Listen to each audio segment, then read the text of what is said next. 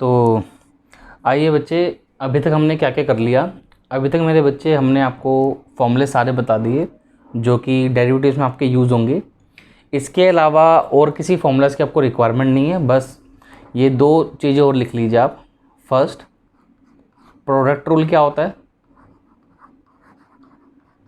ठीक है, इसको देखो एक बारी, ये प्रोडक्ट रूल क्या होता है।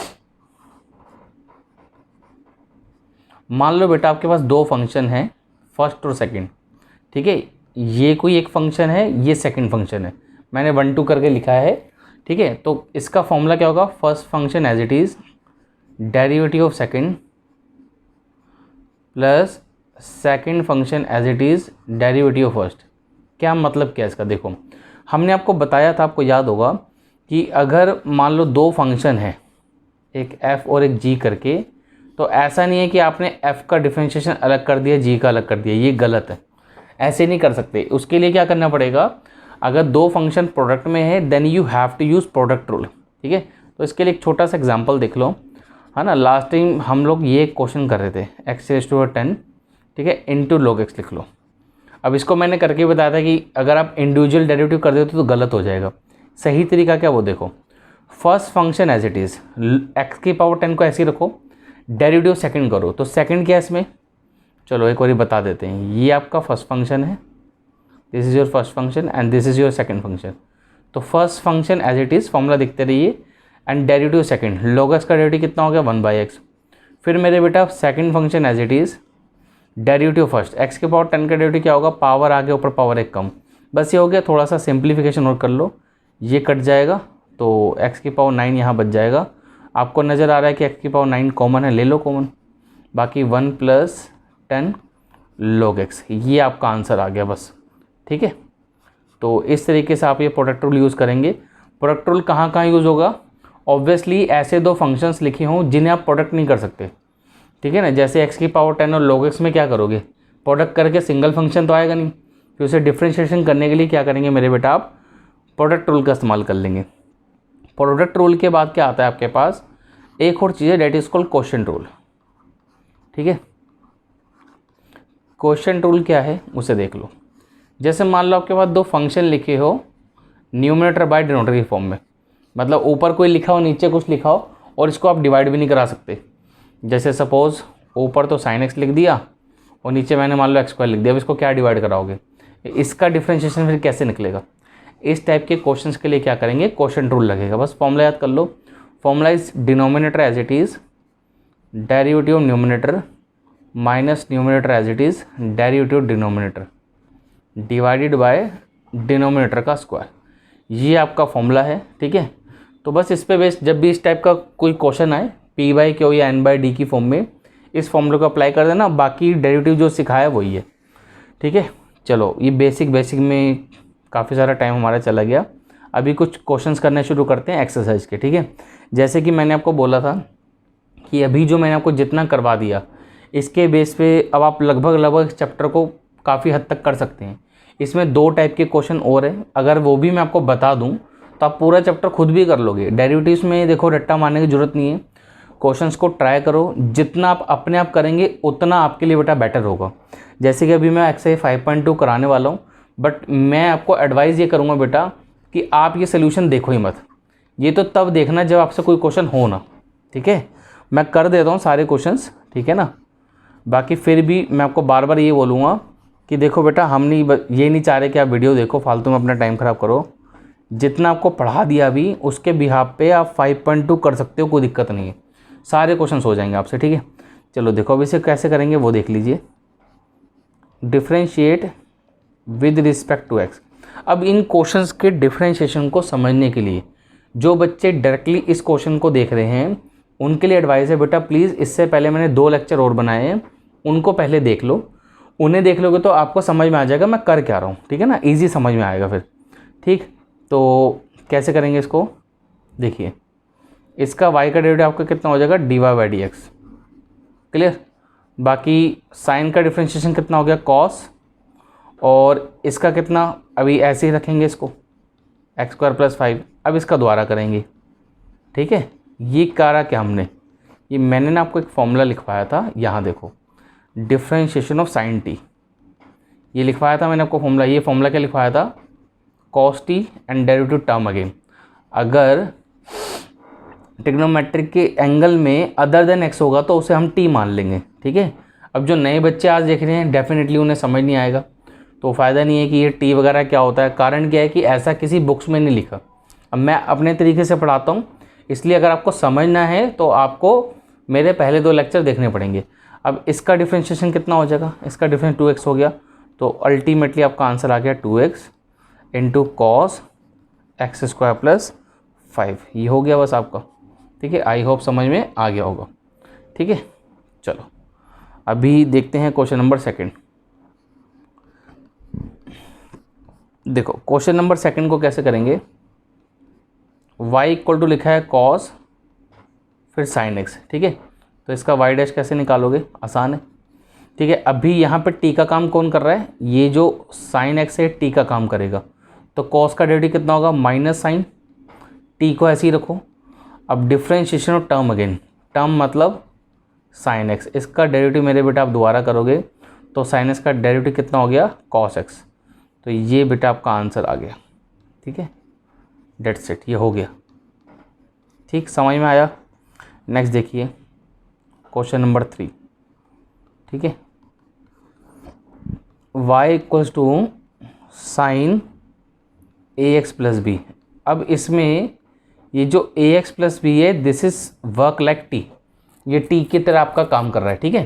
तो कैसे करेंगे इसको, y डैश साइन का डेरिवेटिव हो गया आपका कॉस, ठीक है, ए एक्स प्लस बी, फिर टर्म का डेरिवेटिव दोबारा करो, ए एक्स प्लस बी का डेरिवेटिव ए आ जाएगा, थोड़ा रीअरेंज करके लिख दिया, ए को आगे लिखो, बाकी cos a x plus b. I hope समझ में आ रहा होगा, ठीक है बेटा। तो बहुत इजी है सब कुछ, ऐसा कुछ डिफ़िकल्ट वाला काम नहीं है, ठीक है। बस फॉलो करोगे तो डेफिनेटली समझ में आएगा। ऐसा नहीं है कि सीधा सीधा उठा के इन सोल्यूशन को देखना शुरू कर दिया, फिर तो डेफिनेटली ऐसा लगेगा कि पता नहीं क्या पढ़ा रहे हैं सर, ठीक है बेटा। देखो ये आपका क्वेश्चन है, तो यहाँ पर क्या है, ये सेक है, इसके अंदर जो भी लिखा है इस पूरे को आप टी मान लो, थोड़ी देर के लिए अब ऐसे समझो। तो सेक का डेरिवेटिव क्या होता है, सेक का डेरिवेटिव होता है सेक एक्स टेन एक्स, तो इसका होगा sec t sec x tan x, tan t मतलब ये, ठीक है। अब differentiation of term again, term क्या है ये वाला, तो इसको डिफ्रेंशिएशन कर लो, अलग से लिखने की ज़रूरत नहीं है, चलो कोई बात नहीं, एक बार आपके लिए मैं लिख ही देता हूँ, अलग कलर से लिख देते हैं, derivative of tan root x. अब इसमें क्या प्रॉब्लम है, इस टेन के अंदर भी जो एंगल है वो अलग है, वो एक्स नहीं है, तो इसको फिर से टी मान लो, अब इसको स्मॉल टी मान लो, ऐसा मान लो, ठीक है। तो इसके अंदर फिर से वही चेन रिएक्शन होना शुरू हो जाएगा, जिसे बच्चे जनरली चेन रूल बोलते हैं, उनको मैंने फॉर्मूलेस में कन्वर्ट करके बेटा सिखाया आपको, ठीक है।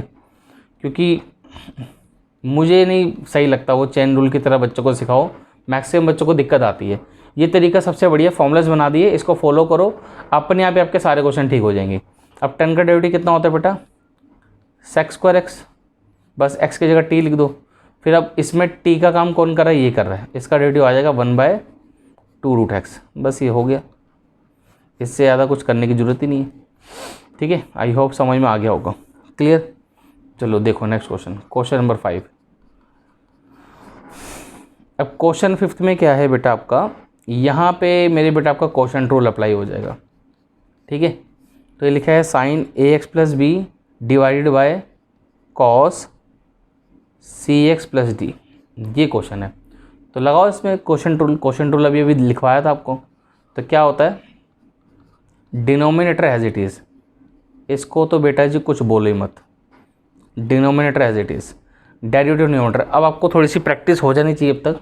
तो ऊपर वाले का डेरिवेटिव करेंगे तो साइन का तो हो जाएगा cos a x plus B, और ए एक्स प्लस बी का करोगे तो ए और आ जाएगा, ए को पीछे लिखो या सबसे आगे लिख दो, जहाँ मन करे वहाँ लिख देना, minus numerator as it is. अब न्यूमरेटर को ऐसे ही रखो, डेरिवेटिव डिनोमिनेटर, तो कॉस का डेरिवेटिव करोगे तो माइनस साइन आएगा, तो ये प्लस हो गया, ठीक है। तो साइन सी एक्स प्लस डी, और सी एक्स प्लस डी का एक सी और आ जाएगा, डिवाइडेड बाय कॉस स्क्वायर। वैसे तो आप चाहो तो इसको यहीं छोड़ सकते हो, बट मेरे ख्याल से एनसीईआरटी में आंसर यहाँ तक नहीं छोड़ा है। Let me check it out. 5.2 हाँ, क्वेश्चन नंबर आपका 5th है ना ये। हाँ, इन्होंने क्या करा कि नीचे वाले स्टफ़ को अलग अलग कर दिया। तो कोई बात नहीं, इसको एक बार अलग कर देते हैं। ध्यान सुनो, इसको पहले इसके नीचे लिखो। अब एक एक स्टेप करके दिखाने की ज़रूरत नहीं है, इसको इसके नीचे रखें। क्या होगा, इस वाले कॉस से ये वाले कॉस से एक कॉस कट जाएगा। ठीक है, एक कॉस जब कट जाएगा तो बाकी एक कॉस बचा हुआ पलट के सेक बन जाएगा। तो आंसर विल बी ए। ये वाला कॉस सेम आ गया, cos a x plus B, और नीचे जो एक कॉस बच गया वो सेक बन गया। ठीक है, आप चाहो तो पहले अलग अलग करके लिख लेना।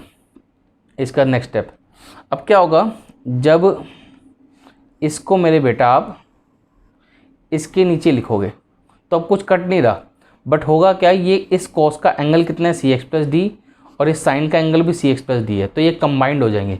यहाँ पर क्या होगा, एक तो पहले सी लिखो, फिर ये साइन लिखो, ये वाला sign a x plus b. अब ये वाला साइन और नीचे एक कॉस कंबाइन कर दो तो वो आएगा आपका 10 सी एक्स प्लस डी। अभी भी दिमाग लगाओ, नीचे एक कॉस बच गया तो उसे सेक बना दो। ठीक है, and this is your answer. बस ये आ गया। ठीक है, मैच हो गया पूरा पीछे से। ठीक है, एनसीईआरटी के क्वेश्चन से तो बिल्कुल मैच करवाएंगे आपको ताकि दिक्कत ना हो। ठीक है, चलो आगे बढ़ते हैं इसी के साथ। ये कहाँ तक हो गए हमारे, क्वेश्चन नंबर 5 तक हो गए। अच्छा, क्वेश्चन 6 करने से पहले ना एक ऐसी एक्स्ट्रा क्वेश्चन देखो, ज़रा एक्स्ट्रा क्वेश्चन देखो, क्योंकि इससे आपका उसको रिलेटेड कॉन्सेप्ट बिल्ड होगा। ठीक है, यहाँ पे मैं 2 क्वेश्चन आपको करवाने वाला हूँ, तो पहले आप एक देखो। मान लो बेटा y इक्वल टू ऐसा लिखा है, साइन की पावर से 10x। अब इसको कैसे सॉल्व करोगे, इसको सॉल्व करने के लिए इसको ऐसे लिखो, sine x raise to the whole power 10। ठीक है, अब इसको देखो और इस फॉर्मूले को देखो जो मैंने पढ़ाया था, t की पावर n। मैंने आपको बोला था अगर अदर देन x लिखा हो उसकी पावर n हो तब भी ये फॉर्मूला लगेगा। तो पावर आगे, ऊपर पावर है कम, डेरिवेटिव टर्म अगेन। तो ये वाला फॉर्मूला आपका इस क्वेश्चन के अंदर अप्लाई होने वाला है। यहाँ से आंसर क्या आ जाएगा, y dash will be power आगे, ऊपर पावर एक कम, डिफ्रेंशिएशन टर्म अगेन, साइन का डेरिवेटिव कितना हो गया, कॉस। ठीक है, तो ये साइन की पावर 10 का डेरिवेटिव ये आ गया। एक क्वेश्चन ये देखा, अब एक और देखो। मान लो y इक्वल टू ऐसे लिखे, साइन की पावर फिर से 10, एंगल में भी छेड़ाखानी कर दी, से 3x प्लस 7। ठीक है, अब क्या करेंगे, सेम प्रोसीजर है। कैसे, पहले तो इसको मैं ऐसे लिख सकता हूँ, sine 3x plus 7 and whole to the power 10, ये लिखा है। तो इसको वही फॉर्मूला लगाओ जो अभी लगाया, पावर आगे, ऊपर पावर एक कम, एंड डेरिवेटिव टर्म अगेन। अब मैं यहाँ पे डेरिवेटिव टर्म अगेन लिख के दिखाना चाहूँगा आपको, ये देखो। अब अगर आपको इसको डिफ्रेंशिएशन करना है, पहले वाला ये सब भूल जाओ। अगर सिर्फ इतने इतने की बात करें तो इसका ये जो एंगल है एक्स तो नहीं है, तो इसको टी मान लो स्मॉल टी मान लिया। इसमें आप क्या लगाओगे, साइन टी का फॉर्मूला। तो क्या आ गया, ये आ गया 10 साइन की पावर 9 3x प्लस 7, और इसका हो जाएगा कॉस 3x प्लस 7, और 3x प्लस 7 का कितना हो जाएगा 3। इस 3 को यहाँ 10 से मल्टीप्लाई करा दो तो आंसर आ गया 30 साइन की power 9 3x plus 7 into cos 3x plus 7। तो ये आपका आंसर हो गया। ठीक है, समझ में आया कि अगर एंगल के साथ भी छेड़ाखानी हो फिर भी हम डील कर सकते हैं। तो अगर ये सब समझ में आया then you can think about question number 6, नहीं तो इससे पहले समझ नहीं आएगा वो क्वेश्चन। ठीक है, क्योंकि ये जो सेकंड वाला मैंने आपको एक्स्ट्रा क्वेश्चन कराया है इसका यूज़ होगा उसके अंदर। तो देखो y equal to cos x cube, ये तो कॉस का एंगल है, इनटू, अब देखो यहाँ लिखा क्या है, ये लिखा है साइन स्क्वायर एक्स की पावर 5, मतलब साइन का भी स्क्वायर कर दिया, इसके एंगल में भी छेड़ाखानी कर दी। तो इसको समझने के लिए इसे देखो सेकंड पार्ट को, और सेकंड पार्ट को समझने के लिए पहला पार्ट देखो। जब दोनों को कनेक्ट करोगे तो 100% समझ में आ जाएगा, कोई दिक्कत वाली बात नहीं है। बहुत आराम से किया है मैंने। ठीक है, कोई भी स्टेप मैंने स्किप नहीं किया ताकि आपको समझ में आ जाए। अब इस क्वेश्चन को कैसे करोगे, ये 2 फंक्शन है, एक ये रहा एक ये रहा, तो इसको फर्स्ट फंक्शन बोल दो, इसे सेकंड फंक्शन बोल दो। अब लगा दो इसमें प्रोडक्ट रूल। तो चलो शुरू हो जाते हैं। First function as it is, ठीक है, डिफ्रेंशिएशन सेकंड। अब ये साइन का पावर है तो पहले पावर आगे, ऊपर पावर एक कम, डिफ्रेंशिएशन टर्म अगेन। टर्म क्या होगा, साइन एक्स की पावर 5, साइन एक्स की पावर 5 का डेरिवेटिव हो गया कॉस एक्स की पावर 5, और एक्स की पावर 5 का डेरिवेटिव हो गया 5x की पावर 4, ठीक है। ये हो गया फर्स्ट फंक्शनैलिटी डेरिवेटिव सेकंड। ये इतना लंबा चौड़ा सिर्फ सेकंड का डेरिवेटिव है, ठीक है। फिर प्लस, अब मैं लिखा second function as it is, इसको ऐसे ही रखो। फर्स्ट का डेरिवेटिव मतलब कॉस एक्स क्यूब का, कॉस एक्स क्यूब का कॉस का डेरिवेटिव हो गया माइनस साइन एक्स क्यूब, और एक्स क्यूब का हो गया बेटा 3x स्क्वायर, ठीक है। अब एक बार ये आंसर देख लेते हैं कि उन्होंने कैसे छोड़ा है। बाकी इसके अंदर मैनिपुलेशन आप बहुत सारी कर सकते हो, ठीक है। मैं वैसे छोड़ देता हूँ जैसे आपकी एनसीईआरटी ने छोड़ रखा है, ठीक है। देखो तो ये क्या क्या हो जाएगा, बड़े आराम से देखो। ये वाला 2 और ये वाला 5 मिलकर 10 बना देगा, तो हमने लिखा बाहर पहले 10 और एक दिमाग लगाओ एक्स के और 4 भी इसमें। बाकी जो जो बच गया सबको इन्होंने ऐसे ही लिखा हुआ है, कुछ अलग किया नहीं है, ठीक है। बस थोड़ा सीक्वेंस चेंज है, तो कोई बात नहीं, सीक्वेंस आप देख लो। ये वाला लिखो पहले कॉस एक्स क्यूब, ठीक है। टर्म्स सारी हैं, टर्म्स कुछ भी मिसिंग नहीं है। सीक्वेंस तो प्रोडक्ट में आगे पीछे आप लिख सकते हो, कोई दिक्कत नहीं है। फिर इसका माइनस बाहर आ जाएगा, ठीक है। हाँ ठीक है बेटा, पूरा का पूरा आंसर आपका टैली हो गया, कुछ भी छूटा नहीं है, ठीक है। बिल्कुल ठीक है। ये आंसर इसलिए देखना पड़ रहा है क्योंकि फिर आप लोग बाद में बोलोगे सर आंसर मैच नहीं हो रहा, ठीक है। बाकी डिफ्रेंशिएशन तो ठीक ही है, उसमें कोई दिक्कत नहीं है। कभी कभी क्या होता है कि मैनिपुलेशन ऐसी करती है एनसीईआरटी कि वो मैच नहीं होता। जैसे कि क्वेश्चन नंबर 7 अभी जो हम करने वाले हैं, ये सबसे टेढ़ा क्वेश्चन है इस एक्सरसाइज का, ठीक है। अब इसको मैं इंपॉर्टेंट भी बोलूँगा, कारण क्या मेरे बेटा सुनो।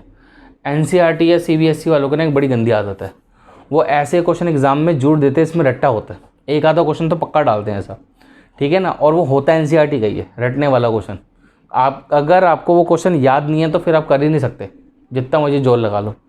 तो देखो ज़रा इस क्वेश्चन को देखना, y = 2, ठीक है, कॉट एक्स स्क्वायर।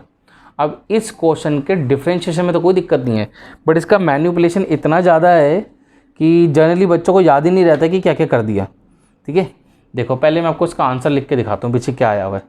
ये है -2√2x, ये इसका आंसर लिख रहा हूँ मैं पीछे से देखकर, साइन एक्स स्क्वायर और रूट के अंदर साइन 2x स्क्वायर। अब इतना आंसर बनाना, अभी देखना आप कितनी दिक्कत होने वाली है।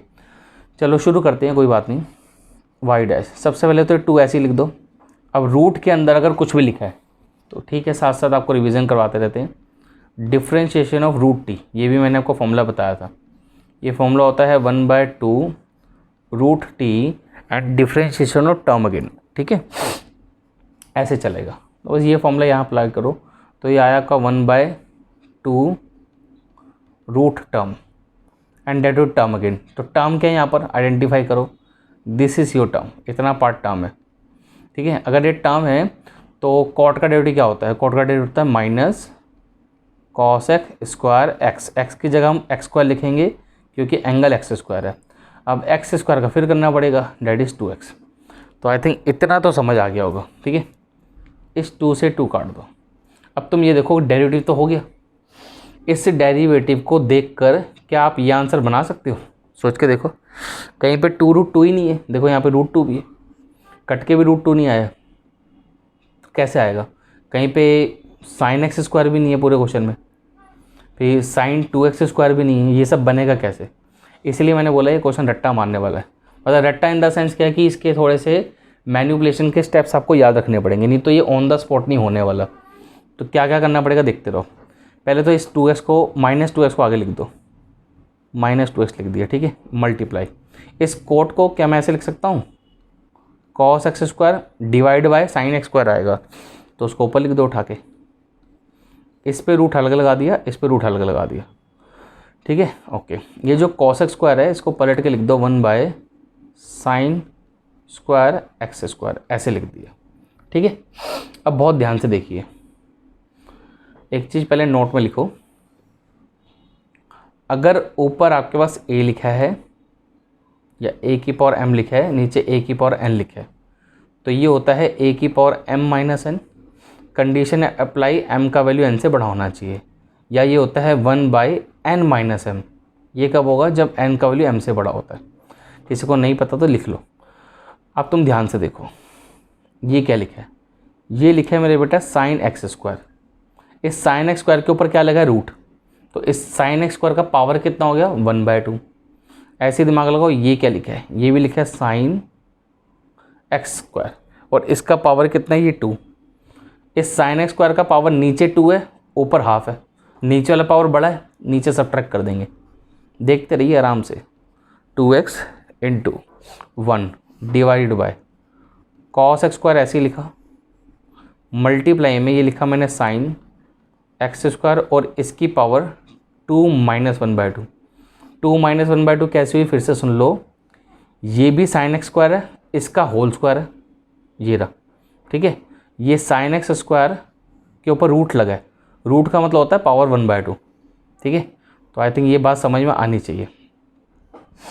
अब आगे कितना हो गया? ये हो गया -2x multiplied divided by cos. मतलब इतना मैनिपुलेशन है कि अगर पहले नहीं कर रखा तो फिर भूल जाओ कि आप ऑन द स्पॉट कर दोगे। ठीक है, 3/2। इस टाइप के क्वेश्चन को एडवाइजेबल कि आप याद कर लो, मतलब इनके मैनिपुलेशन को माइंड में सेट रखो, नहीं तो एग्ज़ाम में नहीं होंगे ये क्वेश्चंस। ठीक है, अब आगे देखो, अभी भी बहुत कुछ है।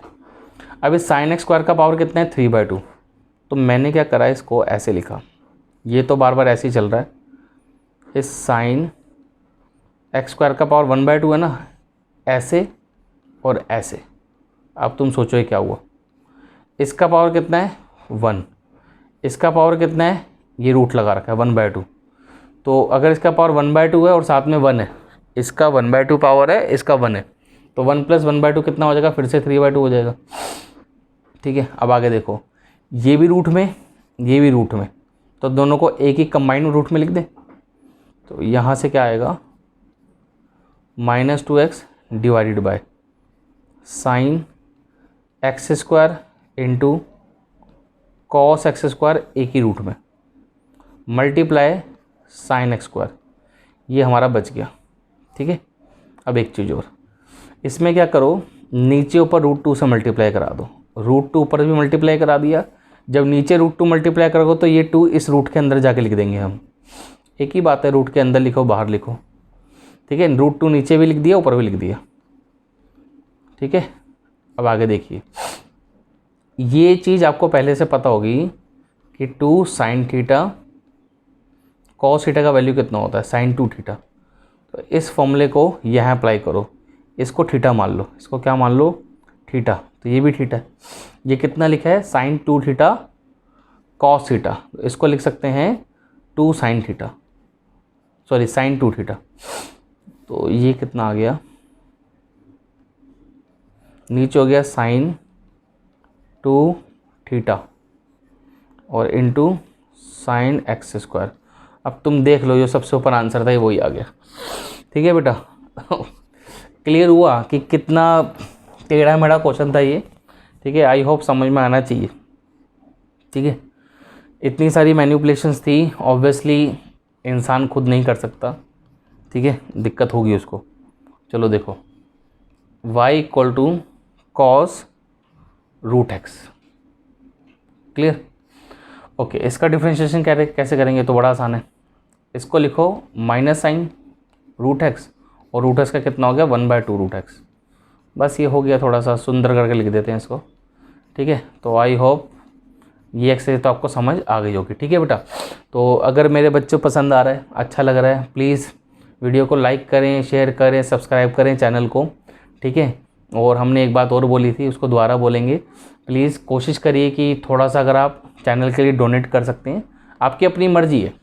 ठीक है ना, जितना आपका अमाउंट मन करे उतना आप डोनेट करिए। तो फ़ोन नंबर मैं डाल दूँगा अभी इसमें। ठीक है, थैंक यू सो मच।